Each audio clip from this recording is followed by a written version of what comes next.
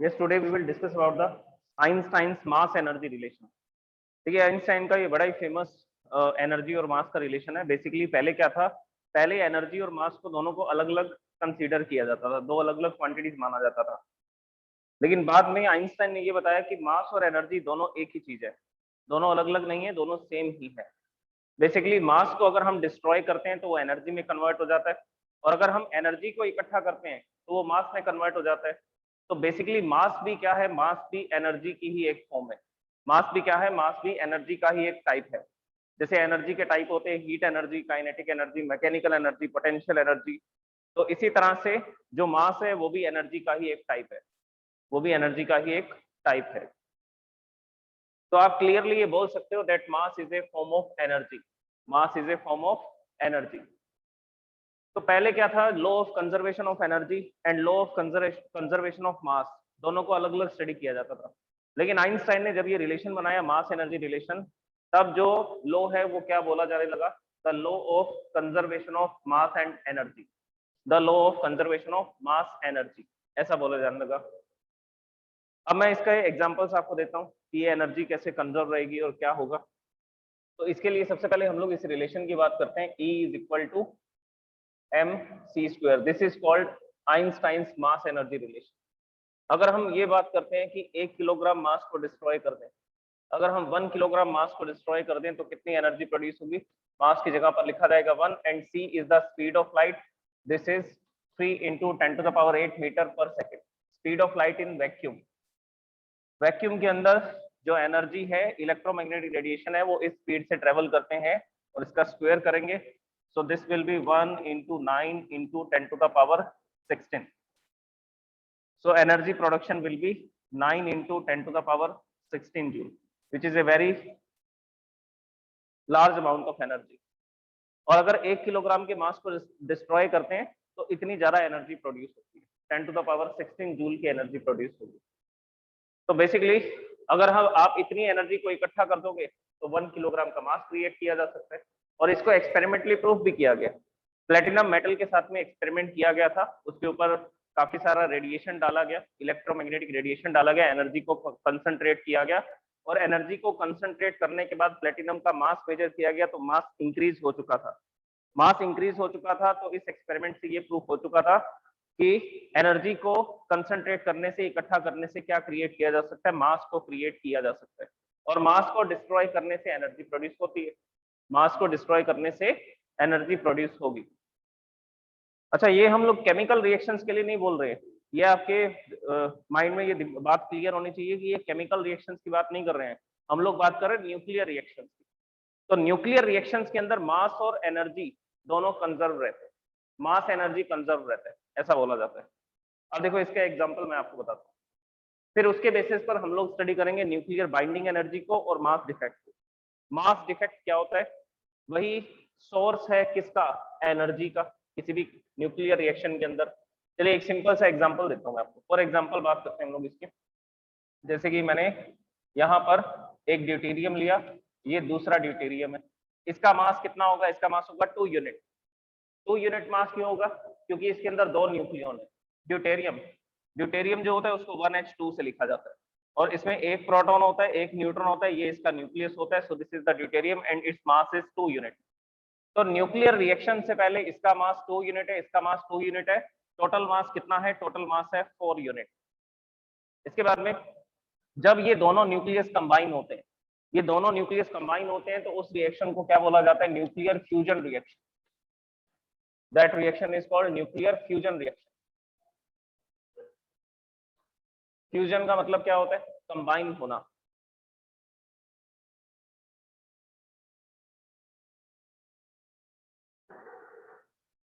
Okay, तो इस nuclear reaction, इस फ्यूजन रिएक्शन से पहले इसका मास था 4 यूनिट। अब हीलियम बनेगा, 2 ड्यूटेरियम कंबाइन होंगे, ये एक ड्यूटेरियम है, ये दूसरा ड्यूटेरियम है जिसमें एक प्रोटॉन एक न्यूट्रॉन है। जब ये दोनों कंबाइन होंगे, कंबाइन होकर के एक न्यूक्लियस बनाएंगे। वो न्यूक्लियस होगा जिसमें 2 प्रोटॉन होंगे और 2 न्यूट्रॉन्स होंगे, जिसमें 2 प्रोटॉन होंगे और क्या होंगे, 2 न्यूट्रॉन्स होंगे, टोटल 4 न्यूक्लियंस होंगे। और ये 4 न्यूक्लियन वाला जो न्यूक्लियस है उसको लिखा जाएगा 2He4 से। और इसका जो मास है वो कितना होगा, 4 यूनिट। और यहाँ पे क्या रिलीज हो रही है, यहाँ पर एनर्जी रिलीज हो रही है। तो बेसिकली ये केमिकल रिएक्शन बैलेंस नहीं है, ये केमिकल रिएक्शन बैलेंस्ड नहीं है। एनर्जी का प्रोडक्शन कैसे हुआ, एनर्जी कहाँ से आई, मास तो आपने दिखाया नहीं, डिस्ट्रॉय हुआ। तो बेसिकली जब ये ड्यूटेरियम थे तब इनका मास था 2 यूनिट 2 यूनिट, लेकिन जब ये 2 प्रोटॉन और 2 न्यूट्रॉन एक साथ कंबाइन होते हैं, तो हम ये जो हीलियम बनता है, इस हीलियम का मास मेजर करके देखते हैं। स्पेक्ट्रोग्राफी से जब इसका मास मेजर करते हैं तो मास आता है 3.9 यूनिट। तो वो 0.1 यूनिट कहाँ गया, तो आंसर है वो 0.1 यूनिट किस में कन्वर्ट हो गया, एनर्जी में कन्वर्ट हो गया। So this is the mass defect, यही मास डिफेक्ट है कि न्यूक्लियर रिएक्शन से पहले जितना मास था, न्यूक्लियर रिएक्शन के बाद जितना मास होगा, उन दोनों का जो डिफरेंस आएगा, that difference is called mass defect. तो किसी भी न्यूक्लियर रिएक्शन में मास डिस्ट्रॉय होता है, उसको बोला जाता है मास डिफेक्ट। और ये मास डिफेक्ट कैसे कैलकुलेट करेंगे, कैलकुलेट करने का तरीका मैंने आपको बता दिया। रिएक्शन से पहले का मास लिखेंगे, रिएक्शन के बाद का टोटल मास लिखेंगे, दोनों को माइनस कर देंगे। तो 4 यूनिट में से 3.9 यूनिट माइनस करोगे तो 0.1 यूनिट आएगा मास डिफेक्ट। और ये 0.1 यूनिट ही क्या है, nuclear energy which is releasing in this nuclear reaction. यही वो एनर्जी है जो न्यूक्लियर फ्यूजन रिएक्शन में रिलीज होती है। और बाइंडिंग एनर्जी क्या है, देखिए बाइंडिंग एनर्जी वो होगी जिसके कारण से प्रोटॉन न्यूट्रॉन एक साथ कंबाइन होकर के रहते हैं किसी भी न्यूक्लियस में। So binding energy is the energy which is needed to combine the protons and neutrons in the nucleus, which is needed to combine the nucleons। Proton neutron को एक साथ क्या बोल सकते हैं, न्यूक्लियॉन्स, जिसकी वजह से न्यूक्लियॉन्स कंबाइन रहते हैं। अच्छा, अब इसको एक सिंपल से एग्जांपल से समझते हैं, एक सिंपल से एग्जांपल से इसको समझते हैं। देखिए कैसे,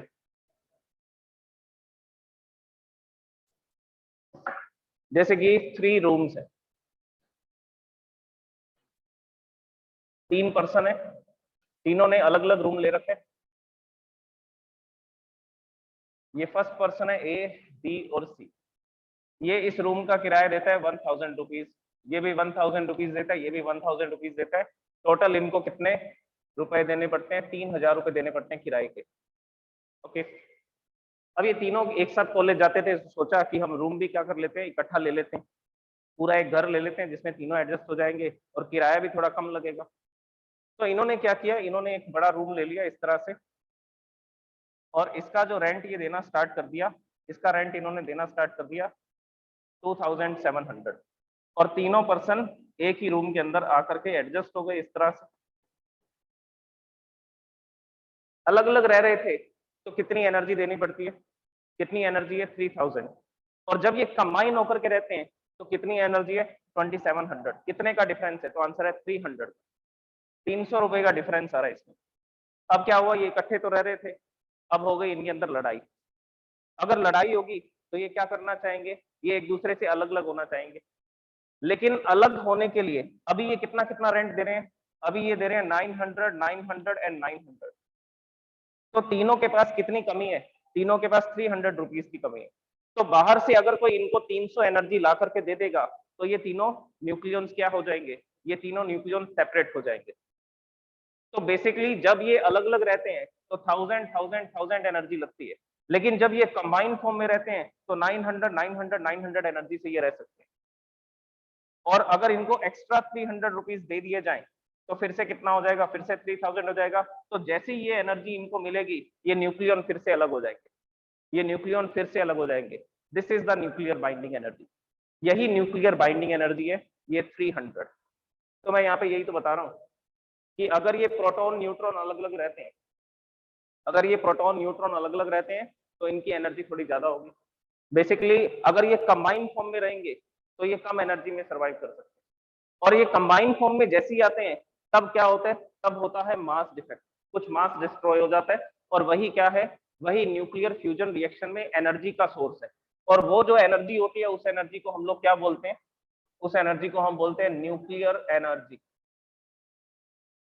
सन के ऊपर इसी तरह की रिएक्शन चल रही है, हाइड्रोजन कंबाइन होकर के हीलियम में कन्वर्ट होते हैं, और जब भी हाइड्रोजन कंबाइन होकर के हीलियम में कन्वर्ट होते हैं उस समय पर मास डिस्ट्रॉय होता है, और उस मास डिस्ट्रॉय होने की वजह से ये एनर्जी रिलीज होती है। अब देखो ये, अब ये न्यूक्लियर रिएक्शन बैलेंस्ड हो रही है क्या, रिएक्शन से पहले टोटल मास कितना है, देखो मास कितना है ये नहीं बोलेंगे, अब आपको क्या बोलना है, आपको एक साथ बोलना है।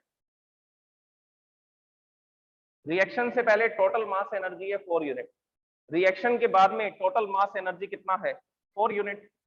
3.9 हीलियम की फॉर्म में, 0.1 यूनिट एनर्जी की फॉर्म में, 3.9 यूनिट मास की फॉर्म में और 0.1 यूनिट किस फॉर्म में है, एनर्जी की फॉर्म में। So this is the mass defect and nuclear binding energy. ये मास डिफेक्ट होता है और न्यूक्लियर बाइंडिंग एनर्जी होती है। अच्छा, अब हम लोग क्या करते हैं, एक कैलकुलेशन करते हैं जो हमारे आगे न्यूमेरिकल्स के अंदर बहुत हेल्प करेगी। बार बार हमें कैलकुलेट नहीं करना पड़ेगा, जिसमें हम लोग ये बताएंगे कि अगर 1 यूनिट मास को डिस्ट्रॉय करते हैं, 1 यूनिट का मतलब है 1 एटॉमिक मास यूनिट, इसको अगर हम डिस्ट्रॉय करेंगे तो कितनी एनर्जी प्रोड्यूस होगी। ये कैलकुलेशन हम ऑलरेडी करके रख लेते हैं ताकि हमें न्यूमेरिकल्स में प्रॉब्लम ना आए, मास को एनर्जी में कन्वर्ट करना हो।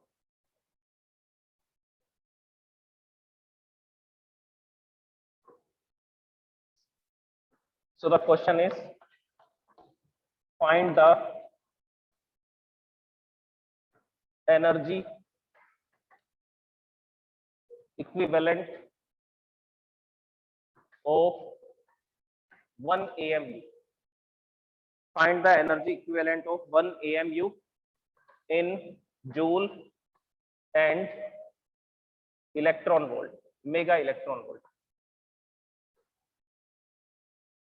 देखो, जो भी न्यूक्लियर एनर्जी है ना, उसको हम जूल में नहीं लिखेंगे, उसको मेगा इलेक्ट्रॉन वोल्ट में लिखेंगे।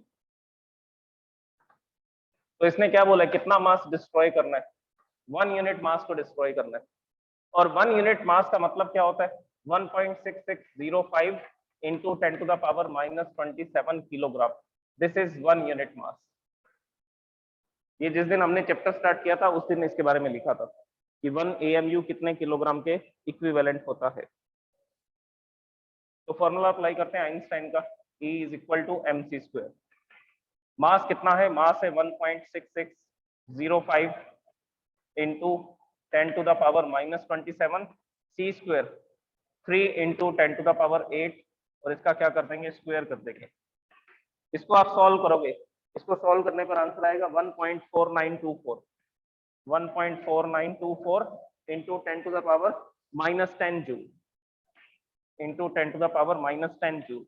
तो ये तो जूल के अंदर आया। और मैंने आपको बताया कि न्यूक्लियर एनर्जी को किसमें मेजर किया जाता है, मेगा इलेक्ट्रॉन वोल्ट में मेजर किया जाता है। तो इसको इलेक्ट्रॉन वोल्ट में कैसे कन्वर्ट करेंगे, तो आंसर है इसको डिवाइड कर देंगे 1.6 इंटू 10 टू द पावर -19 से। So 1.4924 into 10 to the power -10 divide by लिखेंगे 1.602 इंटू 10 टू द पावर -19। 1.6 भी लिख सकते हैं, एग्जैक्ट वैल्यू लिखनी है तो 1.602 लिख देंगे। और फिर ये किस में लिखा जाएगा, फिर ये लिखा जाएगा इलेक्ट्रॉन वोल्ट में। इसको सॉल्व करेंगे, सॉल्व करने पर आंसर आएगा 0.9315 into 10 to the power 9 electron volt.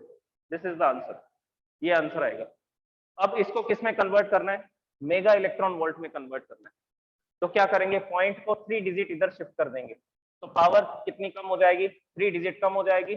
तो नेक्स्ट स्टेटमेंट आएगी 931.5 into 10 to the power 6।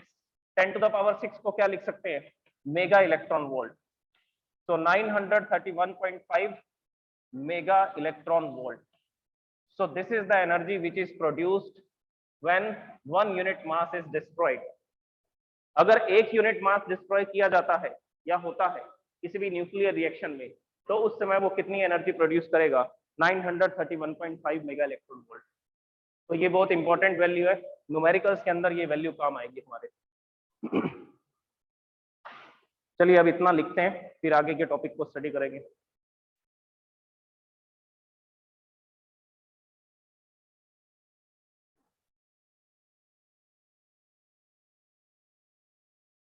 Einstein's mass energy relation।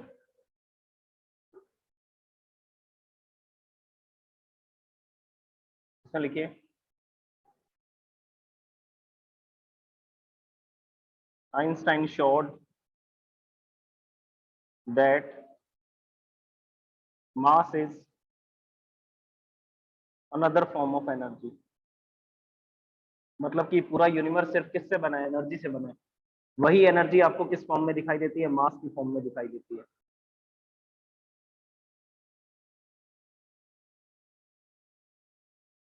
Einstein showed that mass is another form of energy and can convert mass energy into other forms of energy.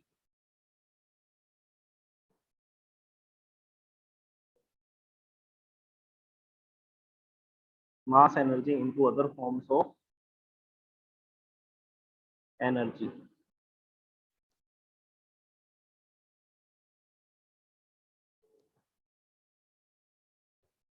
Next line में लिखिए,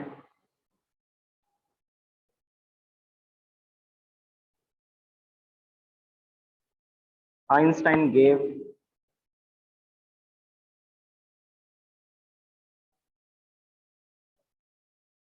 the famous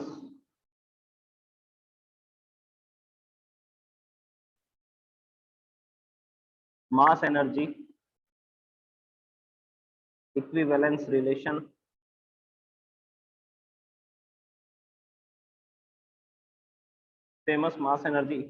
relation which is E is equal to mc square.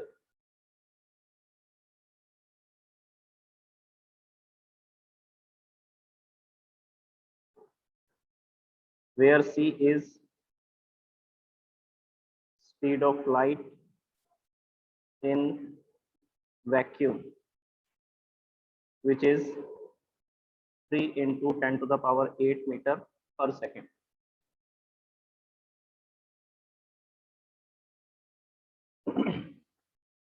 इसके बाद में law of conservation of energy नहीं बोलेंगे, अब हम इसको लिखेंगे law of conservation of mass energy according to the law of conservation of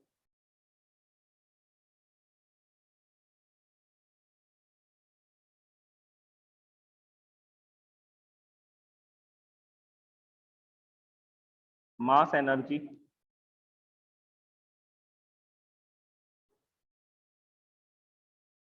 the sum of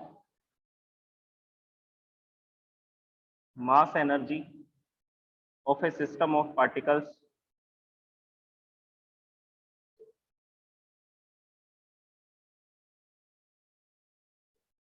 is the same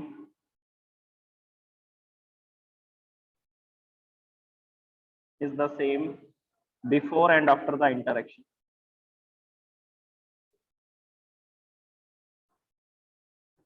Before and after the interaction.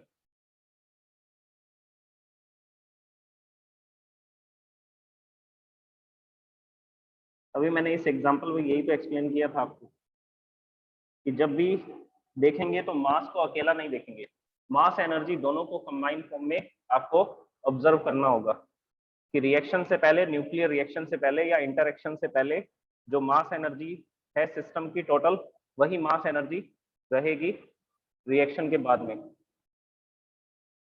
देखो इसका सीधा सा मतलब ये है कि अगर इस यूनिवर्स के अंदर 40% मास है और 60% एनर्जी है, तो बेसिकली हम ऐसा मान लें कि 10% एनर्जी डिस्ट्रॉय हो गई, तो वो किस में कन्वर्ट हो जाएगी, वो मास में कन्वर्ट हो जाएगी। तो बेसिकली फिर एनर्जी मास कितने कितने हो जाएंगे, 50-50% हो जाएंगे।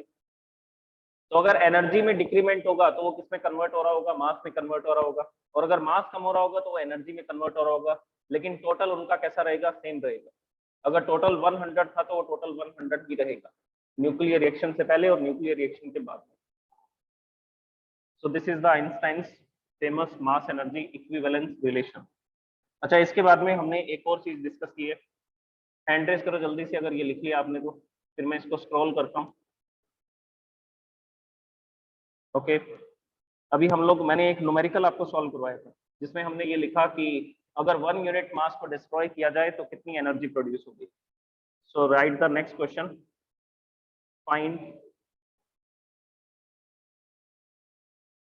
द एनर्जी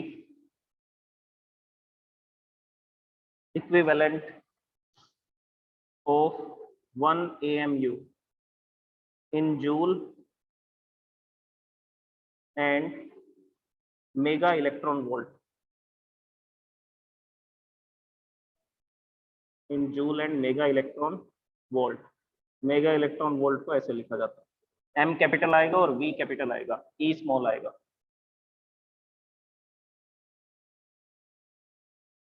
ओके, अब क्वेश्चन में हम लोग लिखते हैं गिवन क्या है। गिवन है मास 1 unit.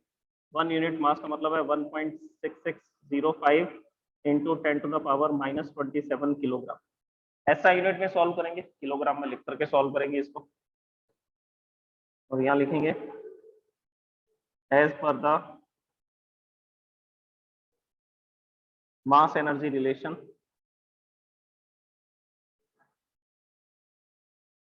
As per the mass energy relation E is equal to mc square. Values put कीजिए, वैल्यू पुट करेंगे, मास को लिखेंगे 1.6605 इंटू 10 टू द पावर -27 और स्पीड ऑफ लाइट को लिखेंगे 3 इंटू 10 टू द पावर 8 और इसका whole square.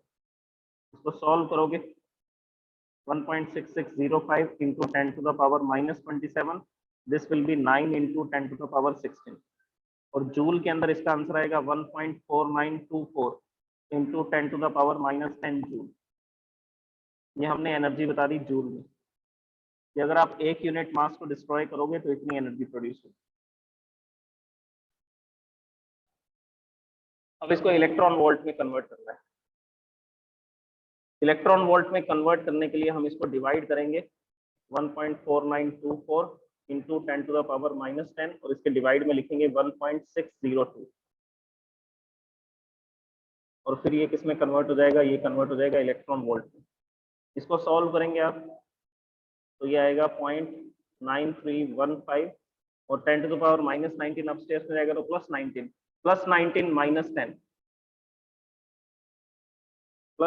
-10, so this will be 10 to the power 9 electron volt. फिर इसको और सिंप्लीफाई करते हैं, पॉइंट को 3 डिजिट इधर शिफ्ट कर देंगे और पावर को 3 डिजिट डिक्रीज कर देंगे, so this will be 10 to the power 6। 10 to the power 6 को क्या लिख सकते हैं, 931.5 million electron volt. Million electron volt बोलो या मेगा इलेक्ट्रॉन वोल्ट बोलो, एक ही बात है।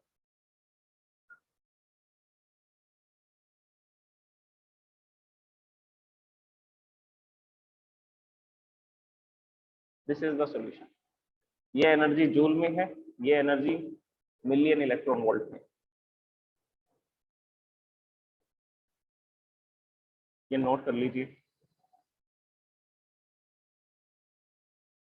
स्क्रीनशॉट लेना है तो इसका ये स्क्रीनशॉट ले लीजिए इस तरह से।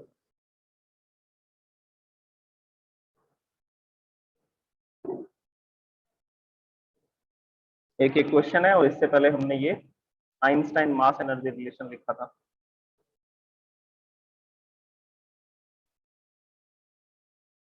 इसका भी स्क्रीनशॉट ले सकते हैं आप।